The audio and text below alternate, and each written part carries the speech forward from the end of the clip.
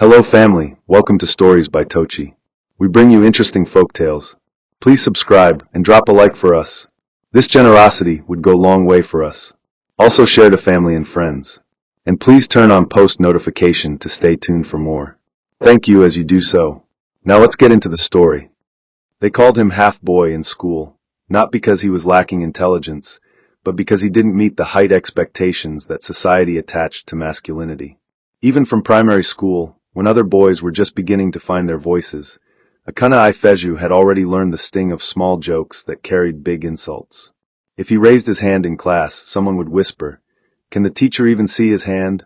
If he stood in line at the tuck shop, taller boys would lean over him like trees bending to block the sun.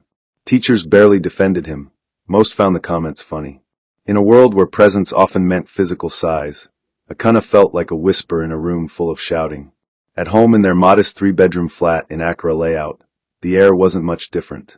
His brothers, Obinna, Ikin, and Chijioke, never let him forget that he was the last-born and the least sized. They mocked him with love laced in pepper. "Akana, pass me that bag," Obinna would say, pointing to something on a high shelf, knowing full well Akana couldn't reach it without climbing. And when he tried, they would laugh until tears rolled down. Their laughter wasn't always cruel, but it stung anyway, like sugar-coated insults that still left bruises. It was only their father who saw more than his height. Mr. Ifeju, a retired NIPO staff with ash-gray sideburns and silence that made people lean in to hear him, was not a man of many words. But when he did speak, his voice carried weight. He once told Akana, during a power outage, while the two sat outside swatting away mosquitoes, "You don't have to be tall to be seen. Let your mind stand tall. Read. Learn. Speak. And one day, people will listen before they look." Those words sunk deep. Not like ordinary advice. They felt like a prophecy. From that night on, books became Akana's only dependable friends. He didn't read because he had nothing else to do. He read because that was the only place where no one could look down on him. He read the way a starving man eats. Novels, magazines, old newspapers, anything with ink on it. While his mates played FIFA at game centers, Akana sat under the mango tree at the back of their compound, nose buried in second-hand novels he bought from street vendors at Ogbeat Market. He didn't just read fiction. He consumed biographies of men who came from nothing and rose to something, finding in their stories a quiet reassurance that his size did not write his future. In school, he began to speak more in debates and drama clubs. At first, people laughed, not because he wasn't making sense, but because they didn't expect him to. But gradually, his words began to silence their laughter. There was a sharpness in his delivery, a quiet confidence that made even teachers nod in admiration. Still, outside the classroom, the mocking continued. But something had shifted. Akana wasn't trying to grow taller anymore. He was learning how to grow significant. His father noticed it too. He began giving Akana old magazines, his worn-out radio, and encouraged him to practice speaking. He said, "Use your voice like you're already known. Talk like people are listening." The turning point came during his final year in secondary school, when he represented Enugu State at a national debate competition in Abuja. That was the first time Akana was given a microphone, and a crowd that didn't know his height, only his words. He spoke with such passion that the entire hall fell silent. When he ended, they stood. Not one person asked how tall he was. In that moment, Akana realized something powerful. The world listens differently when you stop trying to impress and start trying to express. His admission into the University of Nigeria, Nsukka, felt like crossing a bridge he'd been staring at his entire life. Gone were the narrow judgments of childhood. University was a fresh page, and Akana came with ink. By then, he had developed not just intelligence, but humor, the kind that wasn't loud or forced, but dry, smart, and laced with subtle sarcasm. It wasn't long before he began creating short comedy skits with his course mates. His scripts were different, not the regular slapstick humor that had become popular online, but thoughtful, story-driven, and full of emotional realism. They made people laugh and think, sometimes cry. Akana uploaded the videos on Instagram with captions that felt like spoken poetry. At first, only his course mates watched them. Then word spread. The followers grew from hundreds to thousands. Within his third year, brands had started reaching out to him. By final year, he was getting booked for appearances across cities. Akana didn't just become popular, he became respected. And slowly, even the old echoes from his past began to fade. The same brothers who once mocked him now posted his videos with pride, introducing him at family gatherings as our brother, the content king.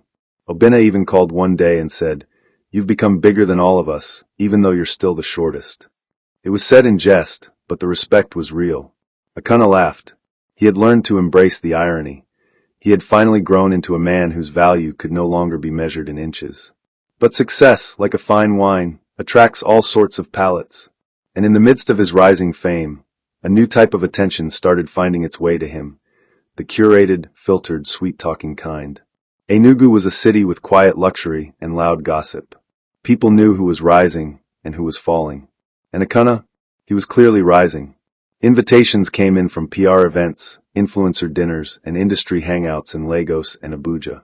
It was during one of such events, a sleek media mixer hosted at a rooftop bar in Lekki, that he met Vivian. She was grace in heels, laughter in lipstick, with eyes that studied him like a book she had already read. Their conversation that night flowed like music from a good speaker. No static, no rush. She listened with intent, laughed in all the right places, and complimented not just his looks, but his intellect. It was a refreshing change from the usual flattery he had grown used to. By the end of the night, they exchanged numbers. Within days, she was calling him AKS, a nickname that somehow made him feel young and important. Vivian wasn't just charming, she was polished. She understood branding, content, market trends. She gave him tips on how to monetize better. To Akana, she was more than a woman, she was a partner, a dream wrapped in beauty and business sense. The world around him kept clapping, his pages kept growing, and Vivian remained by his side, like a perfect frame around an already brilliant picture. He didn't know that sometimes even gold shines too early because it's not real. The first time Akana took Vivian to Enugu, the city seemed to lean in to watch. People whispered in awe, not just because he had returned home as a celebrity, but because of the woman beside him. Tall, radiant, her heels clicking with confidence against the tiled floors of the hotel lobby like punctuation marks in a love letter. It wasn't just that she was beautiful. There was something about her presence that made even confident women second-guess their own elegance. Her style wasn't flashy, but intentional. Every dress hugged her body just right. Her perfume was expensive but subtle, and her smile had a rehearsed softness that made it hard to tell whether it was genuine or decorative. They had come down for an event, one of those high-profile creative panels where Akana was scheduled to speak about digital storytelling and media influence.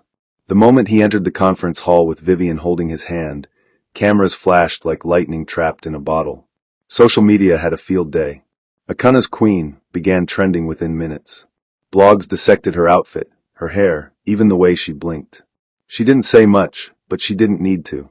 Her silence carried the weight of someone who had mastered the art of being seen without having to speak. Akana, flushed with pride, kept looking at her during his panel talk. He spoke of dreams, resilience, and purpose, but in his heart, all he could feel was this glow from beside him. To him, she wasn't just a woman. She was evidence. Evidence that all those lonely nights under the mango tree reading old books had led him to this kind of love.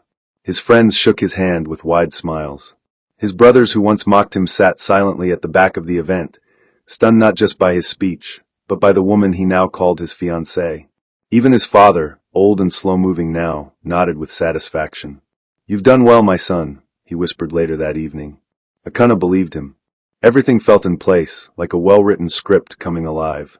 They got married in the early days of Harmattan, the air dry and crisp, the sky pale blue with soft clouds floating like witnesses to the union. It was held at an event center in GRA Enugu, tastefully decorated with cream flowers, golden lights, and a red carpet that seemed to stretch into eternity. The wedding wasn't loud in volume, but it echoed across the city. Influencers flew in from Lagos. Stylists, designers, and content creators posted snaps and reels of the couple dancing, kissing, whispering. Vivian wore a dress that sparkled under the stage lights like stars were sewn into the fabric. Akana, in a cream-colored suit and black loafers, looked like a man who had finally arrived. His smile that day was the kind that wrapped around his entire face. Not just lips, but cheeks, eyes, body. He was happy. Not the kind of happiness that visits once in a while, but the deep, tender kind that lives in the chest like a tenant who pays on time. They moved into their new duplex at Independence Layout, with white walls and a scent of fresh paint and lavender. The first few months were blissful. Vivian was affectionate, supportive, and generous with compliments. She'd help review his scripts, give advice on brand negotiations, and encourage him to take better deals. She even suggested he set up a creative team and take things to the next level. Akana felt like he had won a prize that kept giving. He started referring to her as his peace in chaos, the anchor that helped him navigate the storms of fame. Friends envied him. Fans admired him. His online presence tripled, not just because of his content, but because of how he portrayed love. He would post pictures of them having dinner, laughing on rooftops, dancing barefoot in their living room. The world saw a perfect couple. He believed they were one too. What he didn't know was that beneath the soft kisses and sweet captions, something in Vivian was already drifting. Something he couldn't yet see. Vivian's shift wasn't loud. It was quiet, calculated, like someone dimming a light without turning it off. At first, it was subtle. She stopped joining him in his video shoots, claiming she was just tired, or not feeling the vibe. Then she started traveling more frequently, often to Lagos, for what she called fashion and business retreats. Akana trusted her. He never checked her phone, never questioned her movements. He wasn't wired for suspicion. To him, love was not something you monitored. It was something you gave like a gift, freely and fully. But with time, the warmth in their home began to cool. Meals were mostly eaten in silence. She stopped calling him AKS. She called him Akana, now, full name, as if they were strangers playing polite roles in an unfunny play. She began sleeping with her phone always face down, always on silent. Her laughter became scarce, like a song forgotten. The woman who once posted selfies with him now avoided the camera. He noticed, of course, but blamed it on stress, the pressure of managing a home, a business, a growing child. Yes, they had welcomed their son, Muna, a beautiful, curly-haired boy with Akana's eyes and Vivian's complexion. He thought the child would pull them closer. Instead, it felt like Muna's arrival became the excuse for everything else falling apart. Vivian rarely held the baby. She hired 2 nannies and let them handle most of the care. Motherhood is exhausting, she said once with a yawn, scrolling through her phone. Akana still loved her. Still tried. He started planning surprise date nights, weekend getaways, home-cooked meals. But nothing pierced the growing wall between them. Her kisses became brief. Her hugs robotic. There was a certain absence in her eyes, even when she was physically present. And yet, he still believed that every love had its season, that perhaps they were just going through a dry spell. He told himself that love didn't die overnight. But what he didn't realize was that for Vivian, it never really lived. The unraveling came not with a fight, but with finality. One ordinary Wednesday morning, Akana woke up, and the house felt quieter than usual. He walked into the baby's room. Muna was there, asleep in his crib. The nannies were gone. Vivian's side of the bed was empty. Her wardrobe half cleared. Her jewelry box gone. On the kitchen counter sat a single envelope with his name written in her delicate handwriting.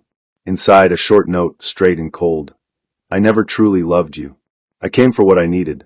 Thank you for everything. That was all. No tears. No calls. Just absence, sharp and echoing. Akana stood frozen, the letter trembling in his hands. He couldn't speak. Couldn't move. His chest felt like someone had punched through it and left it hollow. Hours passed before he sat down. Days before he ate. His social media went silent. Campaigns were paused. Brands pulled out. He couldn't perform. Couldn't smile. Couldn't even look at the child that carried Vivian's face. Depression came like a thick fog, and he let it cover him. Friends called. He ignored them. Even his father came, sat quietly beside him for 2 hours, and left without saying a word. There are heartbreaks that bruise. And there are heartbreaks that break the bone itself. What Vivian left behind wasn't just a marriage. It was a version of Akana that no longer made sense. The confident, vibrant man everyone saw online was now just a shadow pacing the hallway of his own house, lost in silence. He stopped shaving, stopped writing. Some nights, he stared at the ceiling until the morning birds began to chirp. And in all this, nobody could reach him, not with words, not with pity. It was as if he had fallen off a cliff inside himself, and no rope could find him. He didn't disappear in one dramatic gesture. He faded quietly like a photo left too long in the sun. After Vivian left, Akana withdrew from everything and everyone. The mansion, once alive with laughter, light, and the sound of keys clacking against phones recording his comedy, now echoed with silence and unanswered calls. Curtains remained drawn. His clothes piled in corners. Food expired untouched in the fridge. His beard grew wild, but he didn't notice. Days lost their names. What day was it? What month? He didn't care. Muna cried sometimes from the next room, but the nannies, now reduced to one, handled everything. He could barely look at the child. Not because he didn't love him, but because the child reminded him of what he thought he had. A family, a future, a truth. He would sit on the floor of his study, watching the wall, no words in his mouth, no thoughts in his head. Friends reached out, actors, colleagues, bloggers, former classmates. He ignored them. Some dropped by. He never answered the gate. Even his manager, Chioma, stopped showing up after a while. He needs time, she said on her last voicemail. The world outside continued spinning, timelines moved on, and new content creators filled the void he left online. Algorithms forgot him. Viewers moved on. But within the walls of his silence, Akana existed like a ghost in his own life. One evening, during a storm, the power cut for several hours. He sat by the window, rain tapping against the glass like fingers trying to shake him awake. He thought about his father, how he used to speak in short, heavy phrases that felt like stones placed gently on the ground. Pain, he once said, will either shape you or sink you, but it will never leave you the same. Akana didn't know what he was becoming, but he could feel something breaking loose in him, something cold and old and buried for years. The pain Vivian left behind wasn't just betrayal. It was a confrontation with a truth he didn't want to admit. That all along, maybe he had been performing, trying to earn love by being valuable, entertaining, perfect. And now, with nothing left to prove, he didn't know who he was without the applause. He started walking at night. Not for exercise, not even for fresh air, just to move. Like his body had grown tired of lying still, and wanted to remember what movement felt like. He wore a hoodie, dark jeans, sneakers with untied laces. The streets of Enugu at night had a stillness that wasn't empty. There were shadows and sounds, the distant hum of generators, the occasional kiki speeding past, the hiss of sellers closing their stalls. But it felt like the city gave him space to grieve.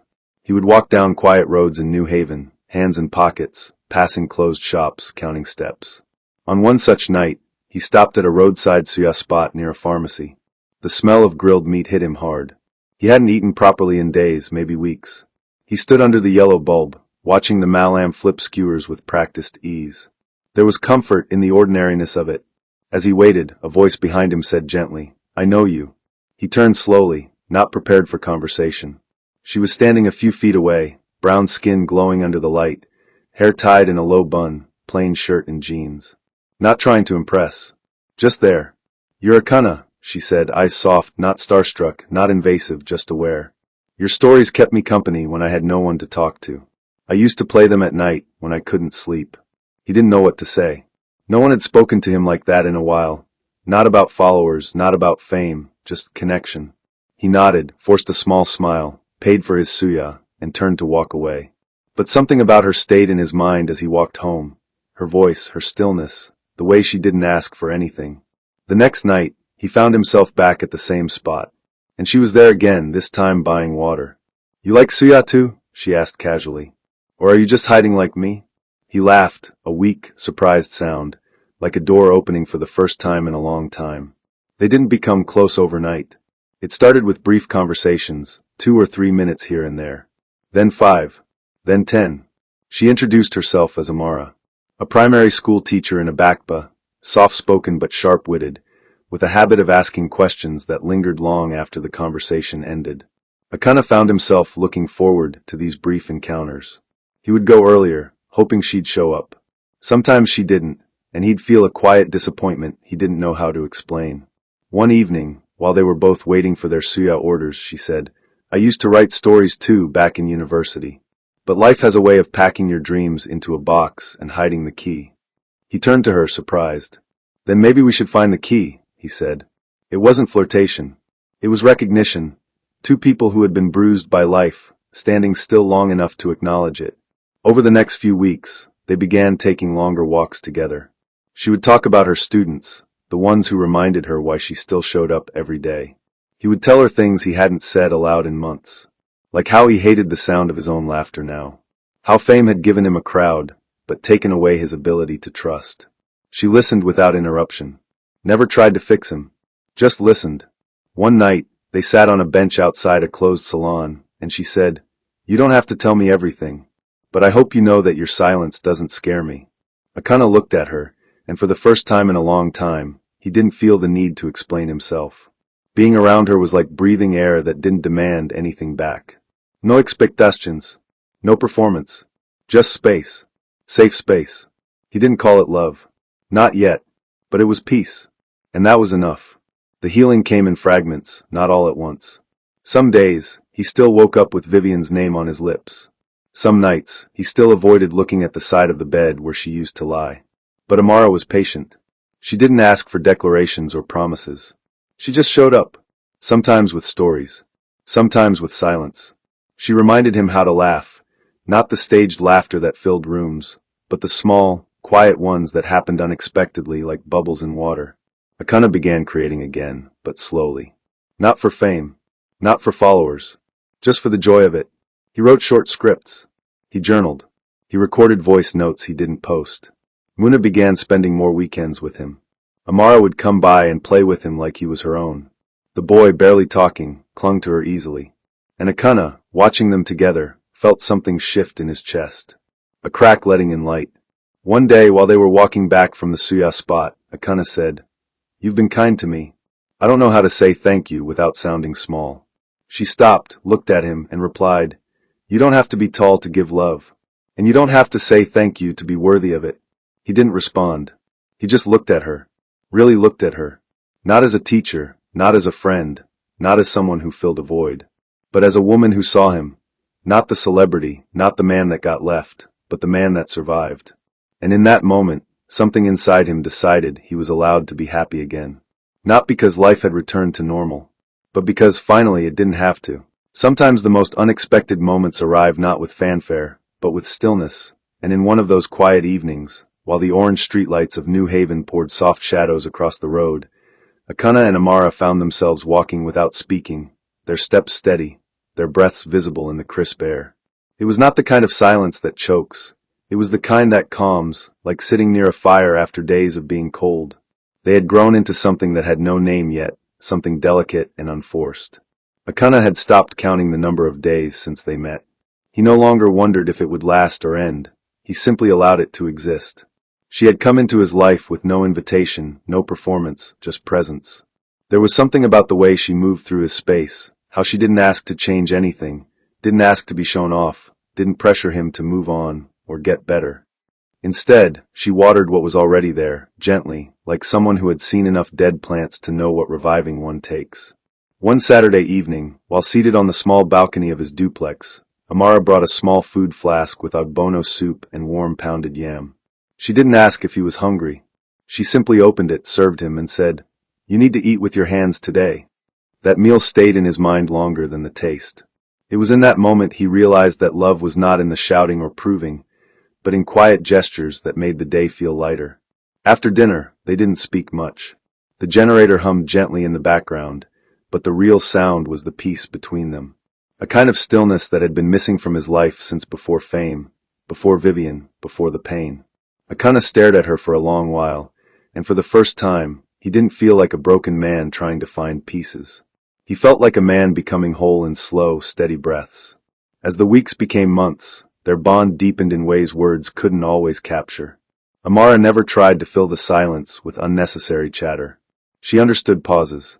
She understood when Akana needed space, and more importantly, when he needed presence. She became a quiet part of his everyday life. Some days dropping by after school to see Muna, other times bringing Akra and Pap for breakfast on her way to work. It was never too much, never too little. Akana found himself reaching for her hand without thinking, calling her without a reason, smiling at the thought of her laughter when she wasn't even there. Muna too began to respond to her differently. The boy, just learning to talk, would crawl towards her the moment she walked in, babbling small syllables that made her laugh. And Akana, watching her play with his son, felt a kind of gratitude that didn't need clapping hands or loud declarations. He still didn't talk much about Vivian, and Amara never asked. She had come into his life not to investigate the past, but to help him exist again in the present. One evening, as they walked near Polo Park Mall, they passed a group of his old fans. A girl whispered, "Is that not Akana? He looks different." He heard it, and for the first time it didn't sting. He was different. Not because of fame or failure, but because life had stripped him bare, and somehow he was learning to clothe himself again, with realness, with softness, with someone who didn't demand he be anyone but himself. That same night, as they sat in his living room, Amara asked, "Do you think you'll ever post again?" He paused. The truth was, he had started writing. Quietly, carefully. But he hadn't posted. He was scared, not of failure, but of pretending. "I want to," he said. "But this time I want it to matter." She smiled and replied, "Then start with something honest. People need truth more than they need perfection." And somehow, that stuck with him deeper than anything anyone had ever told him online. When Akana finally reopened his social media account, it was not with a big announcement or a branded comeback. It was with a quiet video, no editing, no sound effects, just him, seated in his study, speaking plainly to the camera. He talked about silence, about being lost, about how sometimes pain doesn't knock, it just moves in and rearranges your entire life without asking. He didn't mention names. He didn't throw blame. He just spoke, the way one speaks when they've lived through the fire and learned to sit with the ashes. His voice cracked at certain points. He paused mid-sentence once to wipe his eyes. But he didn't stop. And when he ended with the words, "This is not a comeback. This is a continuation," the internet exploded, not because the video was dramatic, but because it was real. Thousands of comments poured in. "We missed you. Thank you for saying what we couldn't. I thought I was alone in this kind of pain." His page began to grow again, but this time, not with shallow followers seeking comedy, but with real people craving connection. Amara sat beside him when he posted it. She didn't say much, just held his hand as they watched the views climb. Later that evening, as they sat under the balcony light, eating roasted corn, he turned to her and said, "I think I'm falling in love with you." She looked at him, surprised but calm, and replied, "Then fall gently." He didn't rush it. He didn't grab her. He just let her words settle in his chest, soft and warm. The next morning, he woke up before the alarm and smiled for the first time in a long time without needing a reason. Their relationship didn't follow the rules of public romance. They didn't post couple photos. They didn't attend influencer events. They didn't go viral. But they were happy. Deeply. Quietly. Amara moved in, not with luggage and selfies, but with presence. She brought her books, a small wooden stool she used to read with, a scent of coconut oil and hope. Akana adjusted easily. Muna began calling her Mama one evening, and no one corrected him. It felt right. Not as a replacement, but as a continuation of love. Akana's content shifted too. His new videos blended storytelling and humor, but now there was a pulse beneath it. Something human, something raw. Brands returned, but he was selective now. He wasn't chasing attention. He was building something slow and solid. One afternoon, while organizing his files, he came across an old photo of Vivian, him and her at a movie premiere, all smiles, all shine. He stared at it for a while, then placed it back in the drawer without bitterness. That chapter had closed. Not with revenge, not with noise, but with healing. He looked around the living room where Amara sat on the floor, coloring with Muna, their laughter dancing in the air. And in that moment, he didn't feel like the man who had once been left behind. He felt like the man who had been found, by love, by peace, by himself. The morning started like most others. Gentle light spilling through the curtains, the distant sound of water running in the bathroom, and the soft rustle of a child's footsteps along the corridor tiles. Akana stood by the kitchen counter, pouring warm custard into a bowl for Muna, who was still rubbing sleep from his eyes. The house felt alive again, not in the noisy way it once was, but in a more grounded, fulfilling rhythm. The walls had absorbed enough laughter in recent months to forget their old silence. Amara emerged moments later, her face still fresh from sleep, a wrapper tied loosely around her waist. She gave Akana a kiss on the cheek, wordless but full of familiarity. It was the kind of intimacy that wasn't staged or rushed, it just was. A few months had passed since she moved in, and yet there wasn't a single corner of the house that hadn't adjusted to her presence. She brought color, balance, a different kind of beauty, the kind that doesn't scream for attention but changes everything it touches. The scent of her shea butter lingered in the hallway long after she'd walked through. Akana watched her now as she picked Muna up and whispered a song into his ear. He knew he hadn't just found love again, he'd found ease. And for a man who once lived on timelines, brand deals, and performance pressure, ease felt like a kind of luxury no money could buy. They had begun talking about the future, not with anxiety, but with curiosity. What it might look like to raise a child together fully. What it would mean to have a home built not on image, but on shared values. These were the conversations that didn't trend on social media, but shaped the foundation of a real life. That day, Akana picked up his phone and began typing something that surprised even him. He hadn't posted anything personal in a while. His recent content focused more on subtle storytelling, less on his life, more on characters that mirrored real people without naming names. But on this particular day, something nudged him. Not the algorithm, not a manager, but something quiet and internal. He sat by the living room window, his legs stretched out, the phone resting against his knee. He began writing. Healing doesn't come in one big wave. Sometimes it arrives in teaspoons. He stared at the sentence for a long time, then continued. I once thought silence meant strength, until silence started choking me. I once thought love was loud, until I learned it could be soft and still powerful. As the words poured out, they didn't feel curated or rehearsed. They felt like he was writing a letter to his past self, the version of him that was broken, hiding, waiting for someone to tell him it was okay to start over. After a few more lines, he attached a photo, a blurry shot Amara had taken of him laughing with Muna in the backyard, sunlight spilling across their faces. No filters. No lighting. Just a moment. He hit post. It went up quietly, without a caption shouting new beginnings or God did. It was just truth, hanging in the digital space for whoever needed it. Within hours, the comment section filled with strangers writing things like, I needed this today. You've no idea how much this helped. Thank you for showing up again. Akana read every message, one by one, sitting in that same spot, feeling less like a performer and more like a person being seen, not for what he produced, but for who he'd become. For the first time, he didn't feel like his value was tied to visibility. He felt free to be quiet, to be honest, to just be. One evening not long after, they took Muna to the newly built play park in Independence Layout. Children ran around in bursts of laughter, and parents stood under shaded corners, sharing stories about work, politics, and the latest fuel price increase. Akana wasn't used to blending in. But that day, he felt no need to stand out. He wore a simple shirt and jeans, his baseball cap turned backwards, his fingers interlocked with Amara's as they strolled behind Muna, who was trying to climb a rope swing. Another father nearby pointed at him, whispered to his wife, then smiled as if trying to decide whether to say something. He didn't. Akana appreciated that. He wasn't in hiding, but he also wasn't seeking recognition.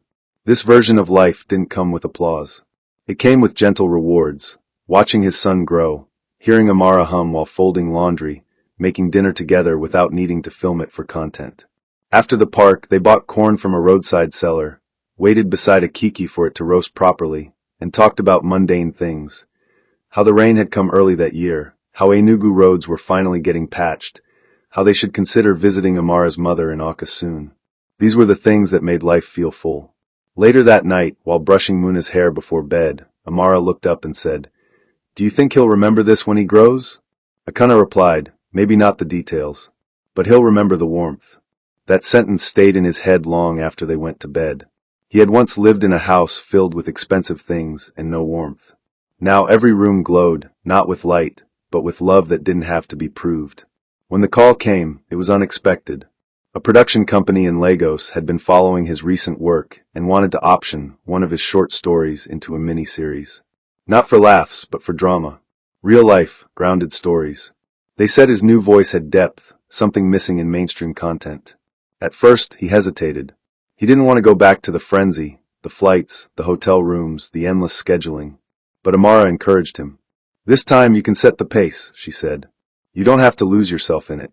So he agreed with conditions. He'd retain creative control, he'd work remotely for the first 2 months, and above all, he wouldn't compromise the tone of the story. The deal went through. Payments were made. Contracts signed. And yet, he didn't post about it. There was no need. He shared the news with Amara, and they celebrated with pepper soup and soft music in the kitchen.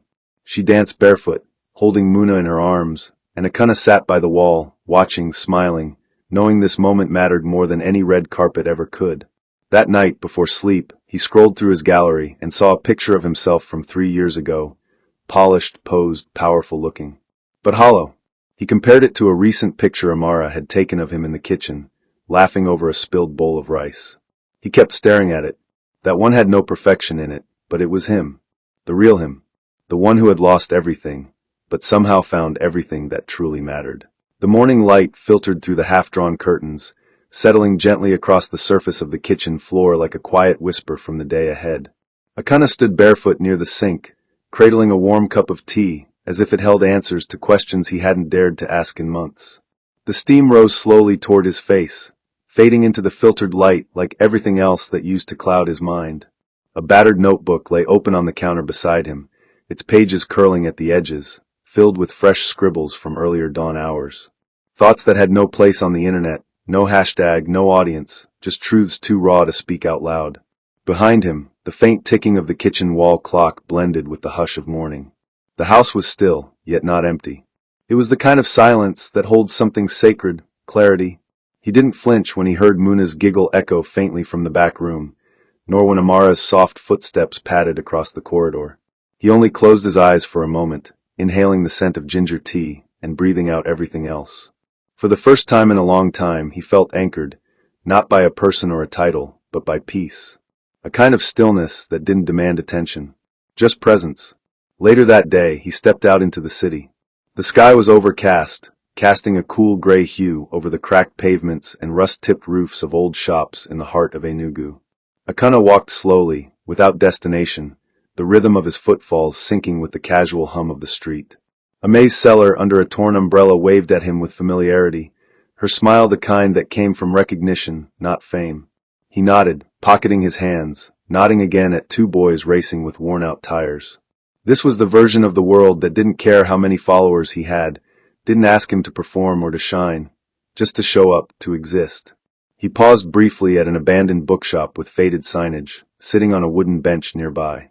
From that quiet corner, he watched children laugh and tumble in the distance, their joy unfiltered and infectious.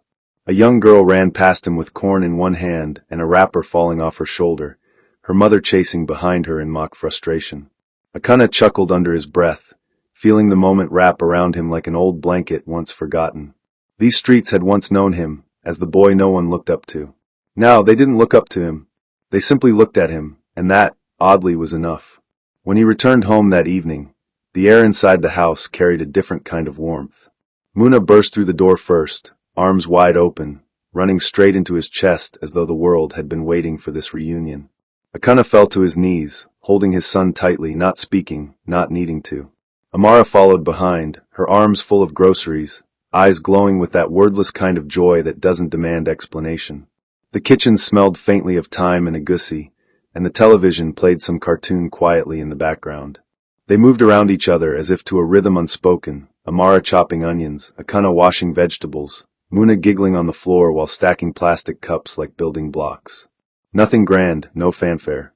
But in the simple repetition of shared tasks, there was something sacred, connection. As night rolled in and the pepper soup simmered, Akana looked at Amara and saw not just the woman who saved him, but the woman who stayed when he finally saved himself. And in that moment, he knew the journey had never been about being seen. It had been about being understood. The following weekend, he stood behind a wooden podium in the packed auditorium of the University of Nigeria, Nsukka. The banner behind him read Storytelling and Resilience.